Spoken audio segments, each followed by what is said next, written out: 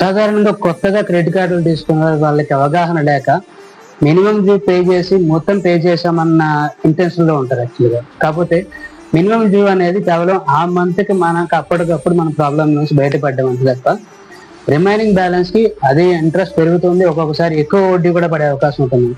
And అలాగే ఆ late payment కి మనకి ఛార్జెసే కాకుండా స్కోర్ కూడా పడే అవకాశం ఉంటుంది.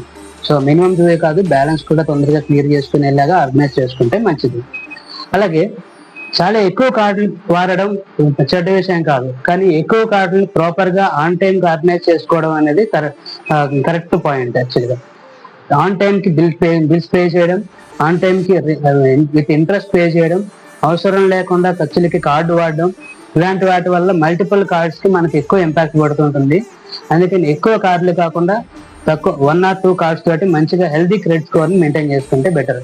అలాగే పాత కార్డులు మూసేయడంలో విషయంలో ఎక్కువ కాలంగా మనం కరెక్ట్ గా వాడుతున్న కార్డుని క్లోజ్ చేయకూడదు. ఎప్పుడు కూడా కరెక్ట్ గా వాడలేకపోతున్న కార్డుని క్లోజ్ చేసుకుంటే బెటర్. కానీ ఇప్పటి నుంచో వాడుతున్న ఆన్ టైం పే చేస్తున్న కార్డుని క్లోజ్ చేస్తే దానివల్ల కూడా మన క్రెడిట్ స్కోర్ మీద హిస్టరీ పాడయ్యే అవకాశం ఉంటుంది. అందువల్ల ప్రాపర్ గా ఆర్గనైజ్ చేసుకొని తక్కువ క్రెడిట్ కార్డుని యూటిలైజ్ చేసుకోండి. అలాగే క్రెడిట్ కార్డ్స్ నుంచి క్యాష్ విత్డ్రా చేయడం అస్సలు మంచి పద్ధతి కాదు.